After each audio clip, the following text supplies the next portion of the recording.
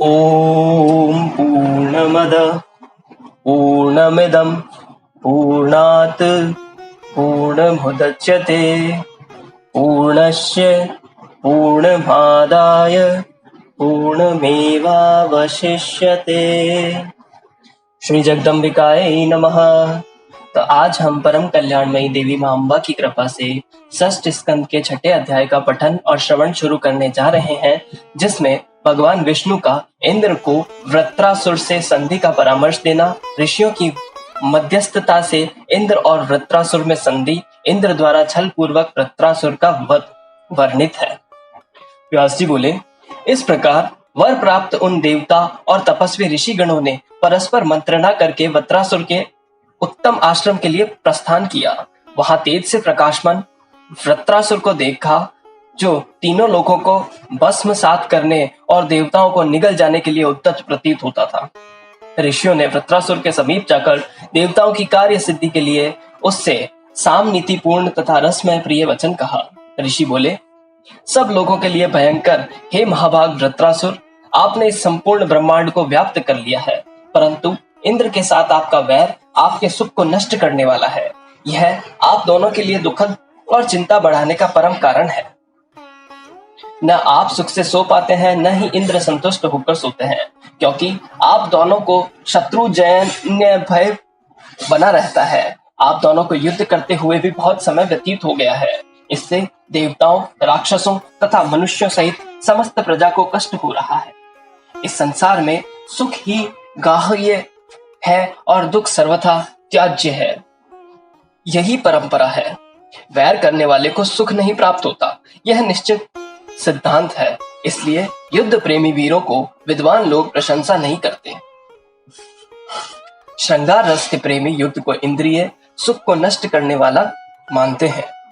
पुष्पों से भी युद्ध नहीं करना चाहिए, फिर तीक्ष्ण बाणों की तो बात ही क्या। युद्ध में विजय ही हो यह संदेहास्पद है, परंतु उसमें बाणों से शरीर को पीड़ा प्राप्त होना निश्चित है।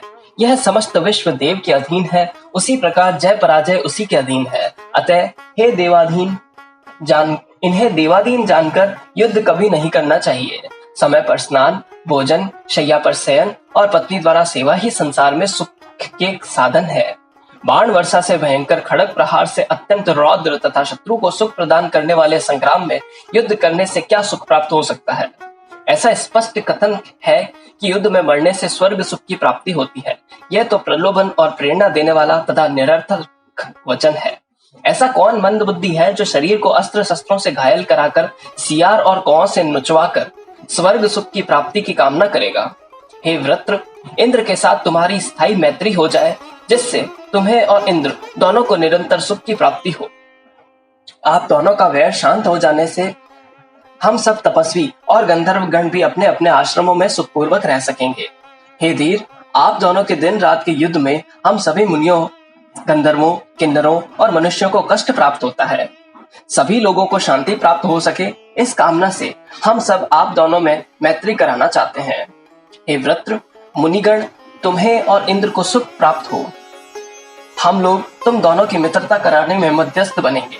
हम शपथ कराकर आप दोनों को एक दूसरे का प्रिय मित्र बना देंगे। आप जैसा कहेंगे वैसे ही इंद्र भी आपके सम्मुख शपथ लेकर आपके मन को प्रेम से परिपूर्ण कर देंगे। सत्य के आधार पर ही यह पृथ्वी स्थित है। सत्य से ही भगवान सूर्य नित्य तपते हैं, सत्य से ही समय के अनुसार वायु बहती है और सत्य के कारण ही समुद्र भी अपनी मर्यादा का परित्याग नहीं करता। इसलिए सत्य के आधार पर ही आज आप दोनों में मित्रता हो जाए, जिससे आप लोग सुख पूर्वक साथ साथ शयन, क्रीड़ा, जल केली कर सकें और बैठ सकें। इसलिए आप दोनों को एकत्रित होकर अवश्य ही मित्रता कर लेनी चाहिए। व्यास जी बोले, उन महर्षियों का वचन सुनकर अत्यंत बुद्धिमान वृत्रासुर ने कहा, हे भगवान, आप सभी तपस्वीगण मेरे मान्य हैं। आप मुनिगण कभी असत्य भाषण नहीं करते। आप लोग सदाचारी तथा अति शांत स्वभाव वाले हैं और छल करना नहीं जानते, किंतु वैरी, मूर्ख, जड़, कामी, कलंकित और निर्लज्ज से बुद्धिमान को मित्रता नहीं करनी चाहिए। यह इंद्र निर्लज्ज, दुराचारी, ब्राह्मणघाती, लंपट और मूर्ख है। इस प्रकार के व्यक्ति का विश्वास नहीं करना चाहिए। आप सभी लोग कुशल हैं, किंतु द्रोह बुद्धि वाले कभी नहीं है। आप सब शांत चित्त होने के कारण अतिवादियों के मन की बात नहीं जानते। मुनि बोले, प्रत्येक प्राणी अपने किए हुए शुभाशुभ कर्मों का फल भोगता है। जिसकी बुद्धि भ्रष्ट हो गई हो वह द्रोह करके भी क्या शांति प्राप्त कर सकता है। विश्वासघात करने वाले निश्चित ही नरक में जाते हैं। विश्वासघाती निश्चित रूप से दुख प्राप्त करता है। ब्राह्मण की हत्या करने वालों को और मद्यपान करने वालों के लिए तो प्रायश्चित है, परंतु विश्वासघातियों और मित्रद्रोहियों के लिए कोई प्रायश्चित नहीं है। अतः हे सर्वज्ञ, आपने मन में जो शर्त निश्चय कर रखी हो उसे बताइए, जिससे उस शर्त के अनुसार आज ही हम आप दोनों में संधि हो जाए।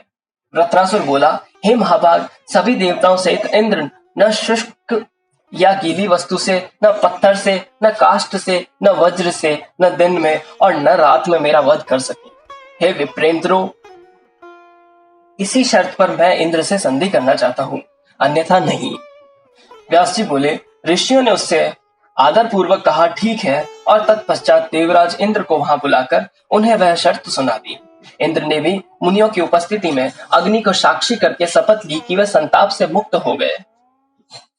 वृत्रासुर भी उनकी बातों से विश्वास में आ गया और इंद्र के साथ मित्र की भांति व्यवहार परायण हो गया। वे दोनों कभी नंदनवन में, कभी गंधमादन पर्वत पर और कभी समुद्र के तट पर आनंद पूर्वक विचरण करते थे।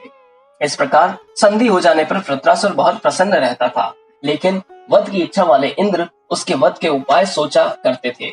इंद्र उसकी कमजोरी ढूंढने के लिए सदा उद्विग्न रहते थे। इंद्र के इस प्रकार विचार करते हुए कुछ समय बीत गया। वृत्रासुर को अत्यंत क्रूर इंद्र पर अत्यधिक विश्वास हो गया। इस प्रकार संधि के कुछ वर्ष बीत जाने पर इंद्र ने मन ही मन वृत्रासुर के मरण का उपाय सोच लिया। एक बार त्वष्टा ने इंद्र पर बहुत अधिक विश्वास करने वाले पुत्र से कहा, हे पुत्र वृत्रासुर, हे महाभाग, मेरी हितकर बात सुनो। जिसके साथ शत्रुता हो चुकी हो उसका विश्वास कभी नहीं करना चाहिए। इंद्र तुम्हारा शत्रु है और वह दूसरों के द्वारा तुम्हारे गुणों में सदा दोष ढूंढा करता है।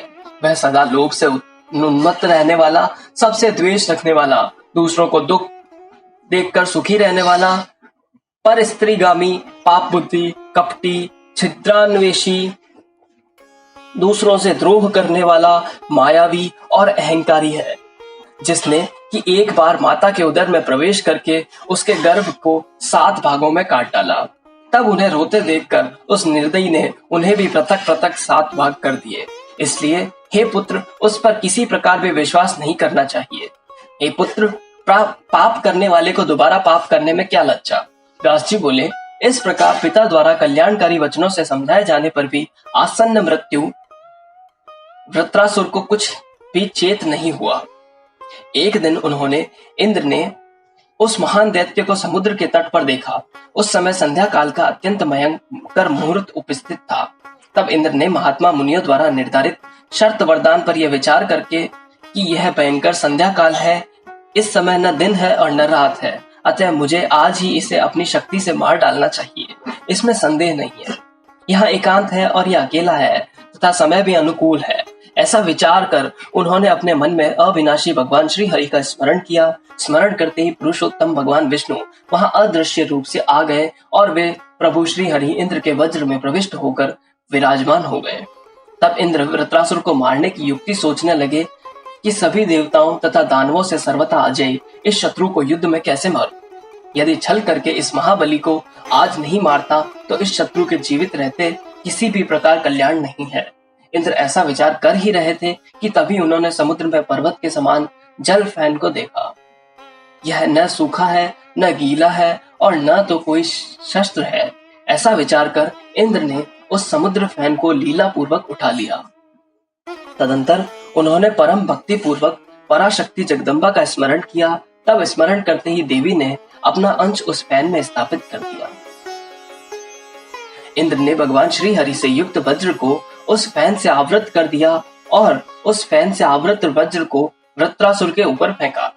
उस वज्र के अचानक प्रहार से वह पृथ्वी की पर्वत की भांति गिर पड़ा। तब उसके मर जाने पर इंद्र अत्यंत प्रसन्नचित्त हो उठे और ऋषिगण विविध स्तोत्रों से देवराज इंद्र की स्तुति करने लगे। उस शत्रु के मारे जाने से प्रसन्नचित्त इंद्र ने देवताओं के साथ उन भगवती की पूजा की तथा विविध स्तोत्रों से उन्हें प्रसन्न किया जिनकी कृपा से शत्रु मारा गया। तत्पश्चात इंद्र ने देवोत्थान नंदन वन में पराशक्ति भगवती का मंदिर बनवाया और उनमें पद्मराग मणियों से निर्मित मूर्ति की स्थापना की और सभी देवता भी तीनों समय उनकी महती पूजा करने लगे। तभी से श्री देवी ही उन देवताओं की कुलदेवी हो गई। तब महापरिक्रमी और देवताओं के लिए भयंकर वृत्र के मारे जाने पर इंद्र ने तीनों लोकों में श्रेष्ठ भगवान विष्णु की पूजा की। उस वृत्रासुर के मर जाने पर कल्याणकारी वायु बहने लगी तथा देवता, गंधर्व, यक्ष, राक्षस और किन्नरगण हर्षित उठे। इस प्रकार भगवती पराशक्ति के समुद्र फैन से संयुक्त होने और उनके द्वारा ही विमोहित किए जाने के कारण वृत्रासुर सहसा इंद्र के द्वारा मारा गया। इसलिए वे भगवती देवी संसार में वृत्र निहंत्री इस नाम से विख्यात हुई और वह वृत्रासुर चूंकि प्रकट रूप से इंद्र के द्वारा मारा गया था, इसलिए उसे इंद्र के द्वारा मारा गया ऐसा कहा जाता है। इस प्रकार 18,000 श्लोकों वाले श्रीमद् देवी भागवत महापुराण संहिता के अंतर्गत षष्ठ स्कंद का छल पूर्वक इंद्र का फैन द्वारा पराशक्ति का स्मरण करते हुए वत्र हनन वर्णन नामक छठा अध्याय ओम तत्सत।